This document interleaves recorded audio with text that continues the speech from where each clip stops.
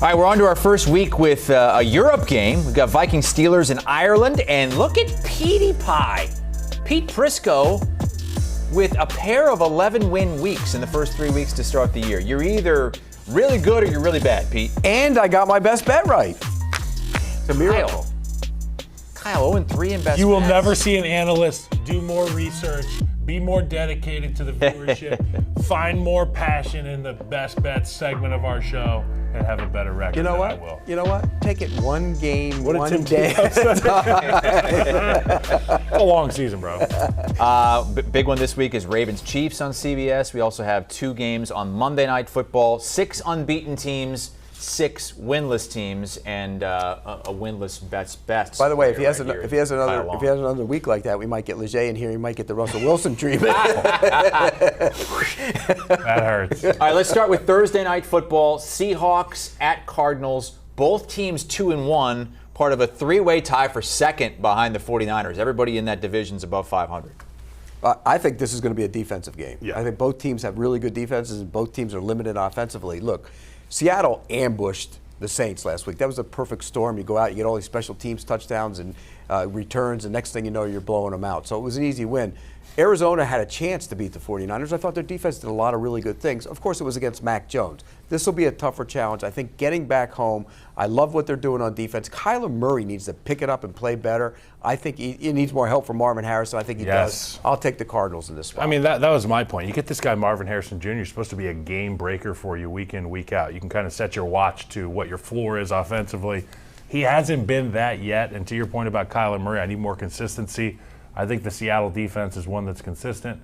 I'm excited to watch them go win this football game. Well, we're on the opposite sides to start. A couple of streaks going here. Kyler Murray's lost 7 straight to the Seahawks, and the Seahawks have won 7 straight road games. And look what they've done to Kyler Murray since that 2021 season, Pete. You still okay with your pick? I'm okay with my pick. I think this is a different Arizona team. I really like what they're doing on defense, and I think they'll limit them on offense. It's going to be a low-scoring game, and I think a mistake will Turnover will determine win this winner. Yeah. And we wondered how Sam Darnold would be, not with the Vikings anymore, Justin Jefferson and that crew, but so far career high 70% completion percentage and 9 yards an attempt this season.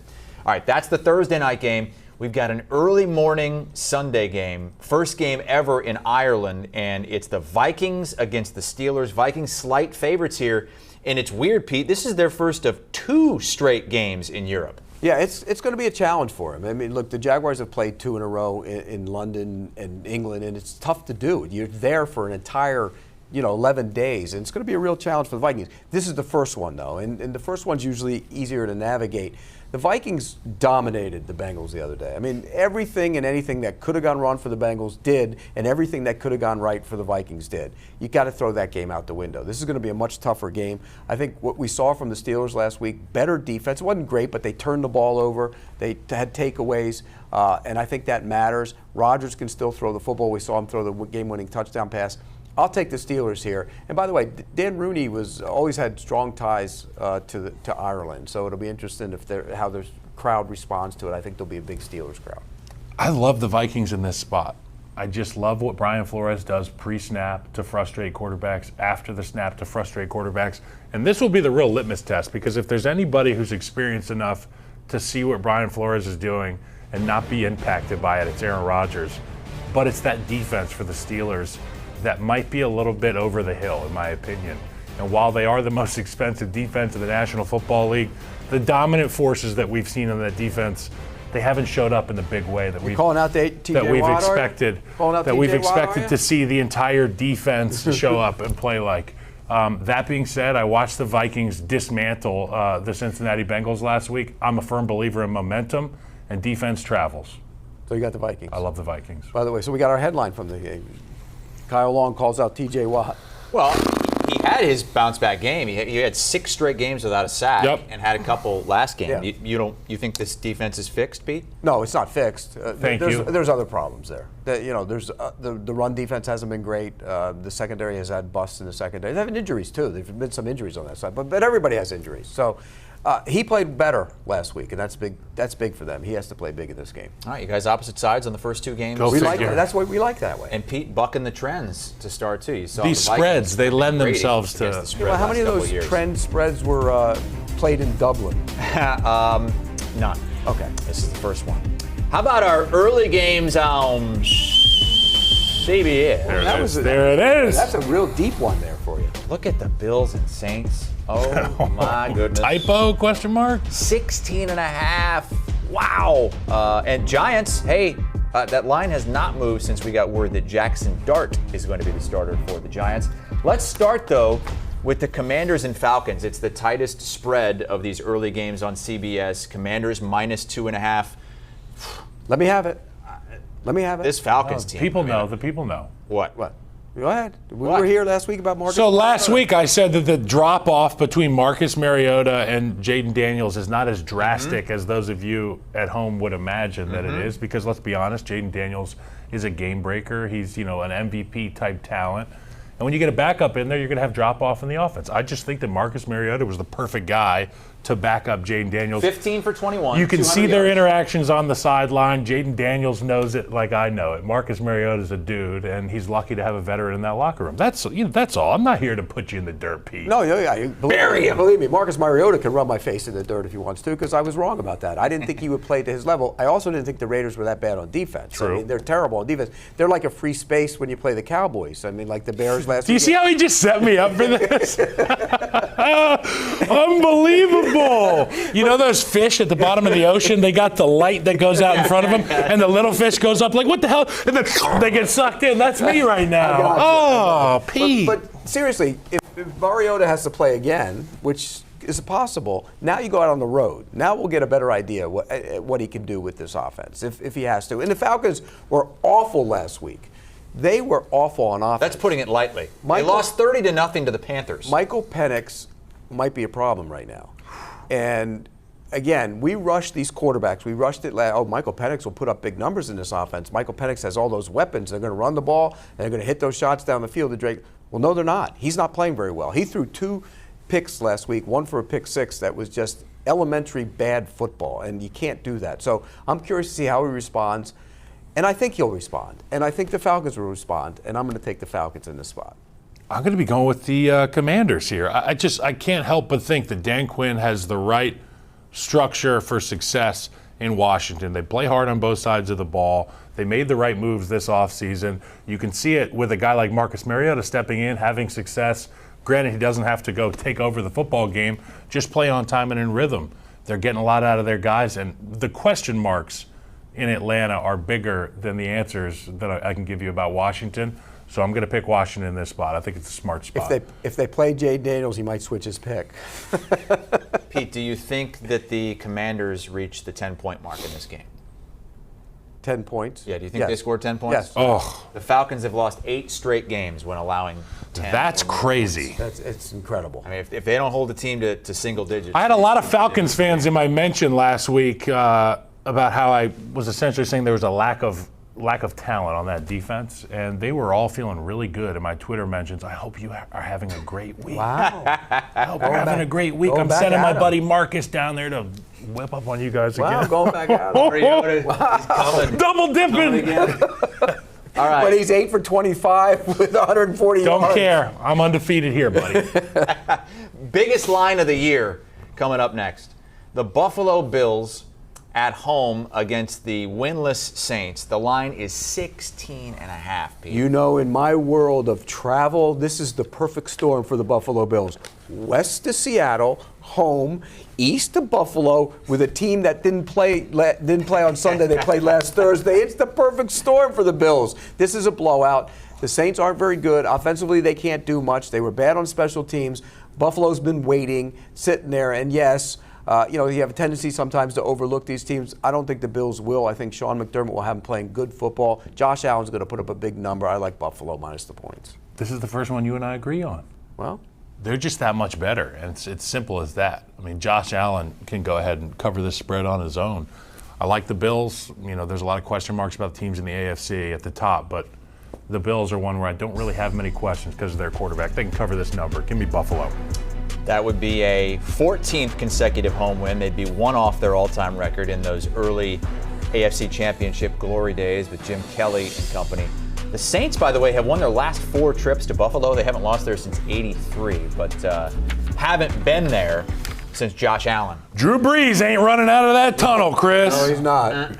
Carl Nicks ain't running out of that tunnel. Who's running out the tunnel for the Giants this weekend as a starter?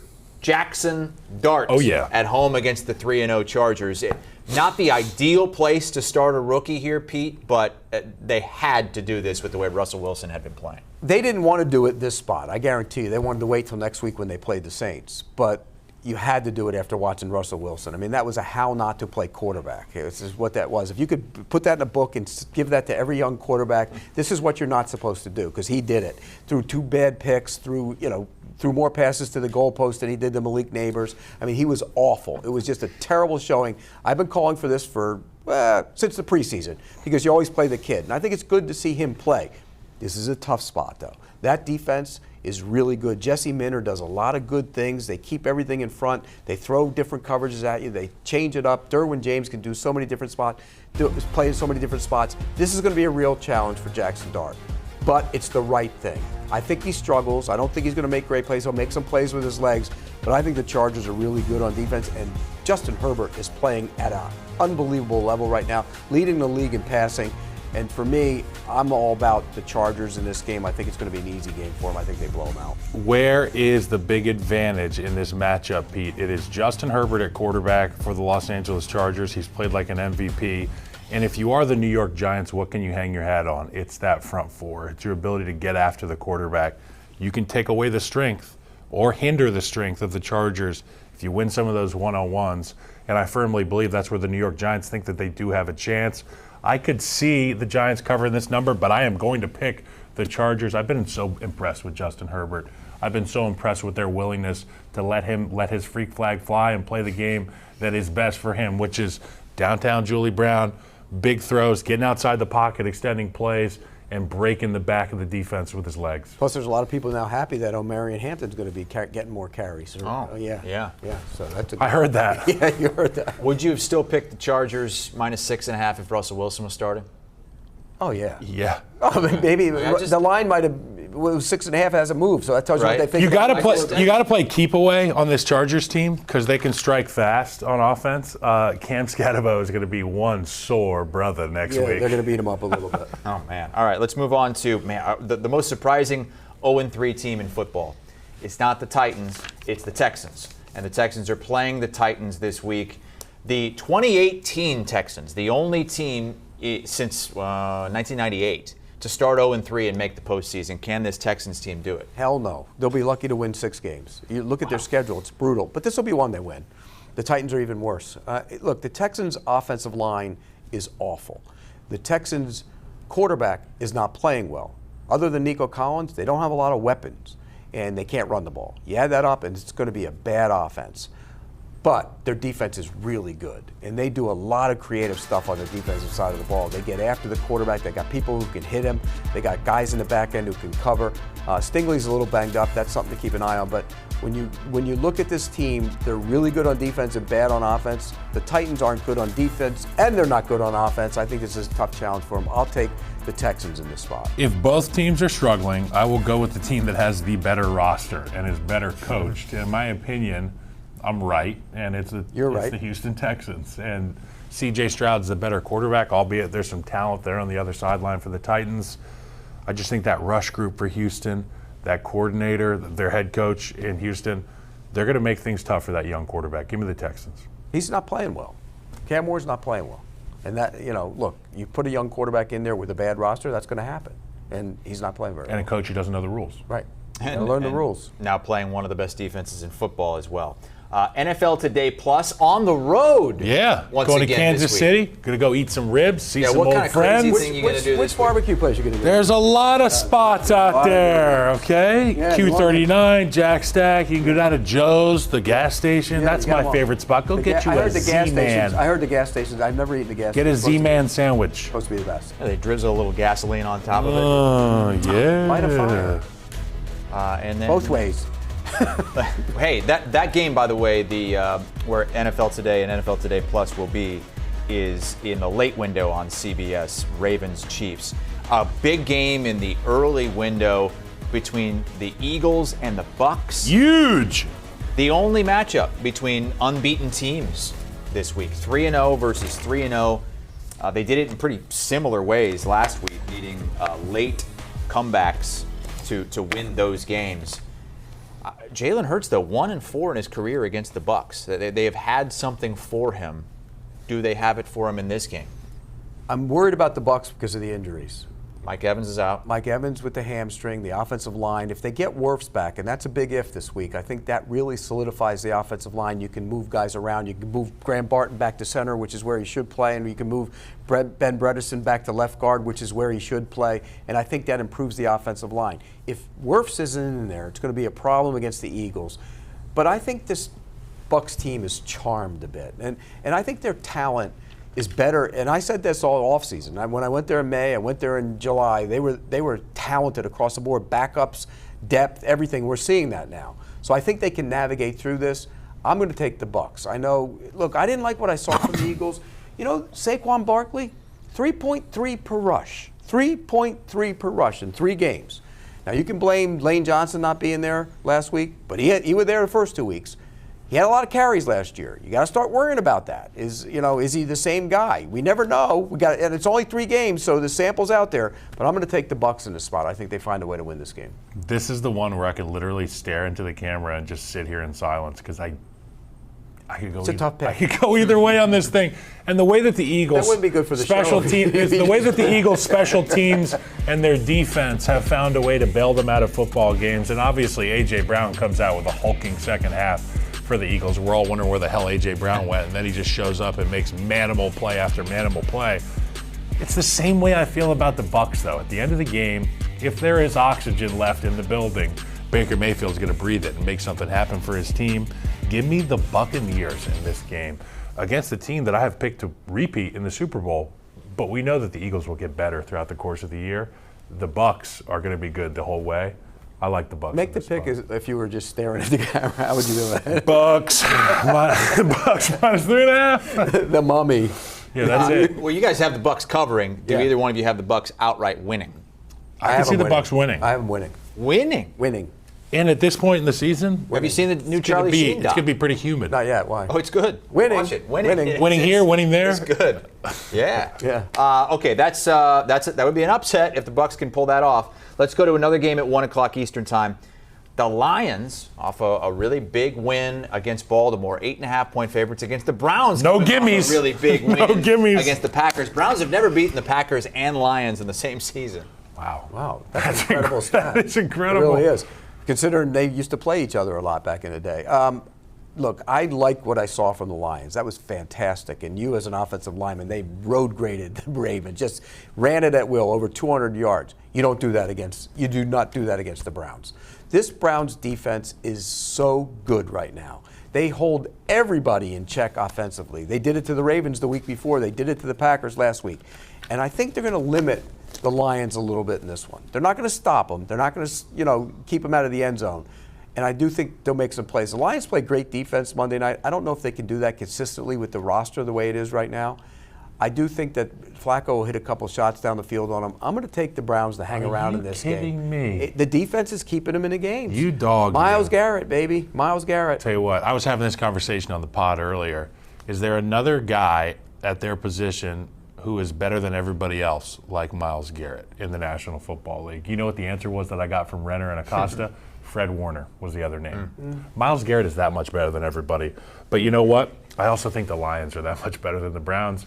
Give me Detroit. They looked fantastic. Short week, though. Don't care. A moment. Dan Campbell doesn't believe in days, hours, or minutes. He just believes in running the damn ball, Pete. So I fully anticipate It's going to be tough to run the ball on this team. This defense is really good. They're going to do it. Number 1 defense in football. Right. Through 3 games. They're going to do it. We're going to do one more game in the early window. It's the Panthers coming off a 30-point win in New England against the Patriots. Pete, the line is 5.5. Yeah, and the line just reeks of they want you to take the Panthers. I mean, you see a team that played that good, 30-0, played that good on defense, and you had a Patriots team who turned the ball over a bunch. I mean, Ramondre Stevenson fumbled twice. It was a disaster across the board. Drake May fumbled. I think they're going to rebound here, and I think they find a way to win this game. I saw Drake May hit the turf with the back of his head last week. You thought he had a concussion? Very hard. Yeah. I don't know if I'll use the C word, but I'll say he got his bell rung. And if you've been around a locker room, you've been on some fields, you know bell rung, that's not good. I want to see how he comes back from this, because I know that sometimes those weeks seem even shorter after you get your bell rung. I am going to be picking the Patriots here because I'm not sold on the Panthers yet at all, even though last week was an anomaly against the Falcons. Give me the Patriots. Smelling salts. Get back in the game. Yeah, well, they banned those, Pete. Yeah, I know. Well, they didn't ban them. You can bring your own. You got to bring your own. Yeah, I saw, who was it? It was Jamar Chase down 40 points, ripping the smelling salts before going out there. I was like, that's when you need it. Yeah, right. 40, yeah. And the Panthers looking to put back-to-back games together for Bryce Young. Pete, coming off an 11-win week, is kind of going against Kyle on a lot of these picks earlier. They agreed on Bills, Chargers, and Texans. But Pete's on the Falcons instead of the Commanders in the early slate on CBS. And there we go with the Bucs, Browns, and Patriots. 8.5, man, 8.5. Yeah, Pete.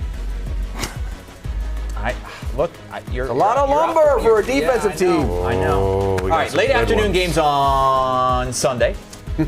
We've got 2 games on CBS. Most of the country is going to get the Ravens and the Chiefs, and Baltimore is the road favorite here. That's where we're going to start. We're going to pick the biggest brand matchup of the week. Kyle is going to be in Kansas City for this one for the NFL Today Plus. The loser falls to 1-3.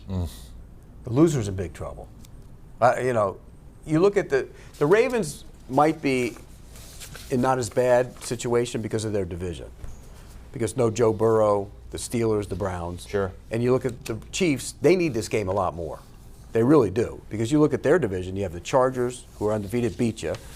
The Broncos, who are 1-2, but they're a good football team. So I think they're the team that needs this more. This is basically going to come down to which unit that hasn't played that well plays better. Because the Ravens' defense hasn't been good. We saw that Monday night against the Lions.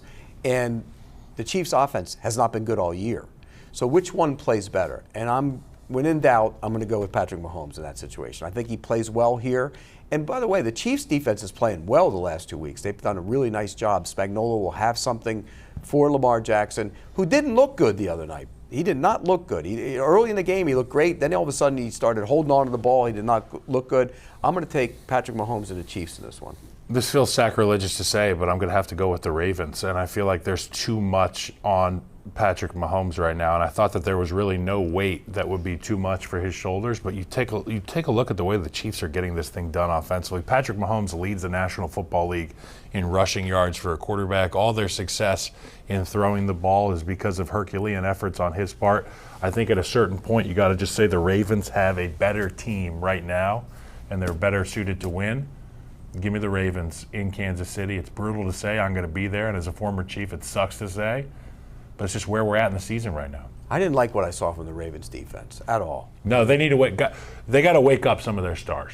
Yeah. And I think last night will be a wake-up call for them. And it has to be, because it's a quick turnover in this league. You're going to be at Arrowhead in 6 days playing against the Patrick Mahomes Chiefs. If you fall to 1-3 and you're Kansas City, and all of a sudden you're 3 games behind the Chargers, you bench in Mahomes. The division,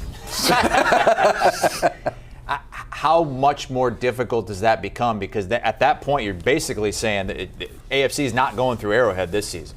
It's not. If they don't win this game, it's not going through Arrowhead. If the Ravens don't win this game, it's not going through Baltimore. I mean, that's basically what this game comes down to. Because Buffalo has a really easy schedule, had already beat Baltimore. They play Kansas City in a couple weeks. So if either one of these teams, whichever team loses, the AFC is not going through there. And you're going to be in big trouble winning your division. At least the Chiefs would. Yeah. Neither Jackson nor Mahomes have ever started his NFL season 1-3. One of them, barring a tie, is going to do that in this one. Once again, Kyle Long will be there with the NFL Today Plus. Other game on CBS at 4:25 Eastern Time is out in Vegas. It's the Bears. Oh, it's another 1.5-point spread involving the Chicago Bears. Well, how's that work? Well, last week. CeeDee Lamb, dude. CeeDee Lamb screwed our best bet. But you had, what was the pick again? You had My bet was that Cowboys would cover the 1.5 and the Bears would win the game. Yeah. Bears did win the game. And I got half right. Right. The Bears won the game. I give a lot of credit to that team for showing up and playing what seemed to be a real motivated brand of football. It was clear Ben Johnson called out his team through the media last week. We're not practicing with a championship effort or levels that match a championship level team. And, I don't know if it was because the Cowboys are so bad on defense, or it was because some things were said to the Bears. We're going to find out more about the Bears this week, but I am picking Chicago on the road to put up a lot of points, and it's going to get what? Loose! I agree with you on that one, by the way. I think it's going to get really loose, and I think what we saw from Ben Johnson, he went into the bag. He pulled out a bunch of stuff out of the bag that he had in there, and it worked. But it was a 7-on-7 game. I mean, the Cowboys can't cover anybody. They don't rush the passer. They're slow. They play like they're in concrete in the secondary. It's just an awful, awful defense right now. Guys were so open. Caleb thought he was at USC. Well, this is how bad it was. Russell Wilson lit him up. Yeah. Think about that for a second. The guy's getting benched, and he lit them up. That's how bad that defense is. So I think the Bears will play good on offense because, the other side's not very good either. Right? Well, the defensive side for the Raiders, not great on the back end. But then, people have a lot of questions about Ashton Genty, this identity for the Raiders offense. And I will say this, until you start blocking people with your offensive linemen, the other Ashton side Genty's is not going to be able to have success. I mean, it made Marcus Mariota look good last week. I mean, so they're not good. They're not good on defense either. I think it gets loose, but I'll take the Bears in this spot. I worry about the Raiders. Okay, now I just want to be clear. You both have the Bears winning as well, right? Yep. Not losing by one. We got to do that with him every week because you never know. Bears win. All right, let's go to a really good one at 4:05 between the unbeaten Colts and the 2-1 LA Rams. The Colts with the most points through 3 games, Peter, since you were a wee pup. 1967. They were in Baltimore. And Johnny Unitas was the quarterback. Correct. That's what Daniel Jones is doing right now. And I remember watching those teams as a kid. Danny Unitas. Huh? Well, no, he's Indiana Jones. That's what they call him. Yeah, it kind of feels. It kind of feels. Yeah. Nobody was as cool as Indiana Jones. No. Well, and Daniel Jones has beaten 3 teams that are combined 1-8.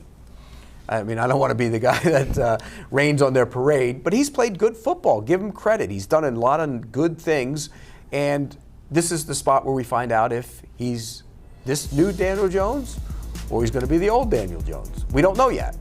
They beat the Dolphins, who are terrible. They beat the Titans, who are awful. And they beat the Broncos, who might not be as good as we thought they were going to be. And so now they go out west and they play the Rams on the road. Tough game, good defense, going to be stingy. I'm going to take the Rams in this spot because this is the cynic in me. Daniel Jones can be a decent quarterback, but he isn't playing like he's been playing over the course of the season. I think it starts to come back down a little bit to earth, and I'm going to take the Rams. We're going to find out just how good this offensive line is, because that's what I've bragged about with the Indianapolis Colts, their ability to beat you on land or through the air, because Daniel Jones has been able to have success in the passing game as a result of blocking guys up in the running game, handing Jonathan Taylor the football, and being able to get the respect from the defense that's required of you to have those snap, set, throw type offensive plays from Shane Steichen and Daniel Jones.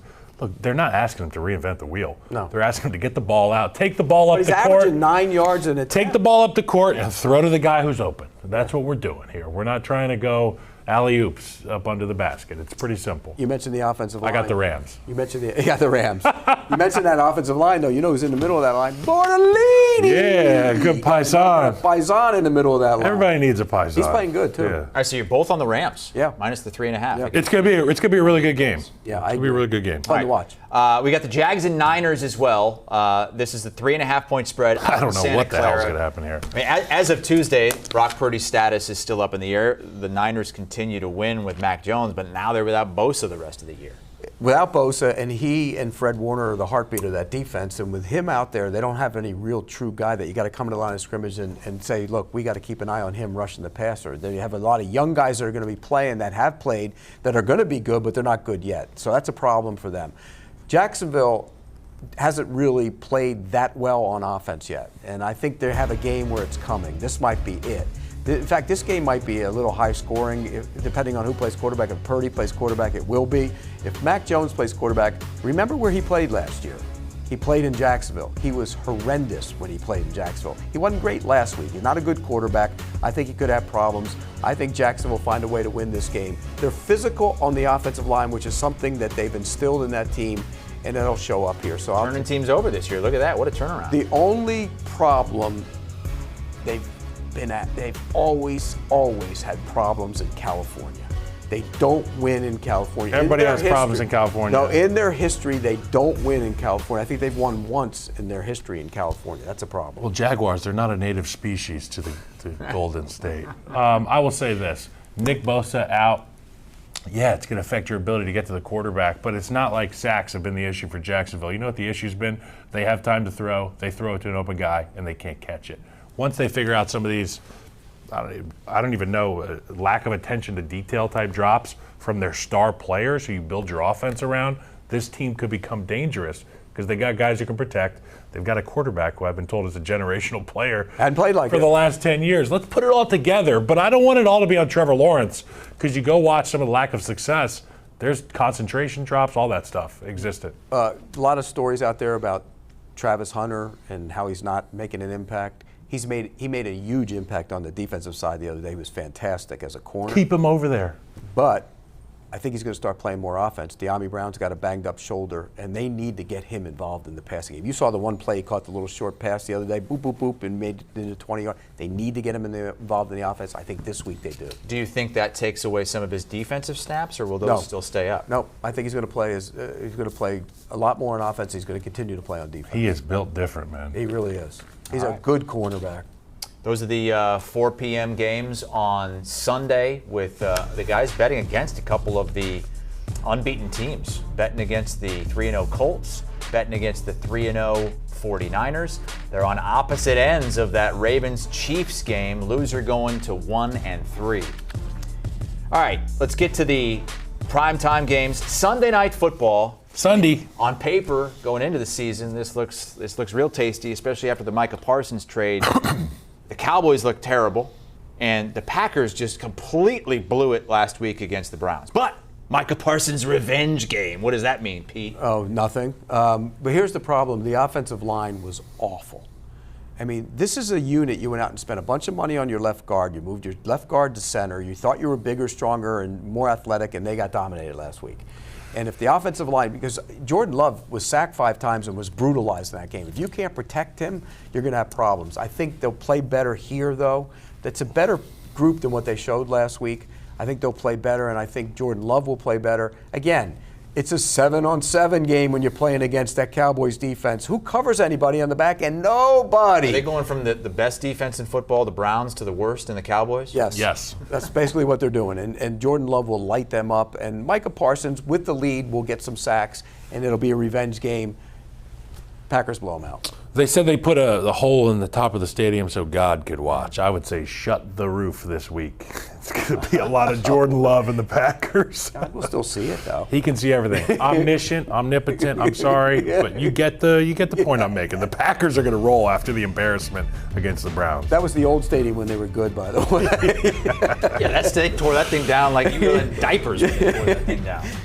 No, I've been there a bunch. So I'm talking about Kyle, not you. Oh, yeah. Well, you'll be in diapers again soon. Goo goo gaga. That's at least a few years down the road. I was in diapers when the Dallas Texans were playing. All right, that's the Sunday Nighter. We also have game day recap coming up. Look at the promo shot, Wait, Pete. they haven't put Rand in there yet? No, because they've been trying, and believe me, he knows because we bring it up every week. Pete, you look great. Yeah, I look nice in that picture. Yeah, I like how they made you taller so that your head is at the same You look level as friendly, everyone actually. else. I do. I'm a nice guy. I'm friendly. Nice guy, Pete. Game day recap, Sundays at 8:30 Eastern time. Everything that went down earlier on Sunday, Pete and the gang will get to. 2 Monday night games, but don't call it a doubleheader. It's not a doubleheader.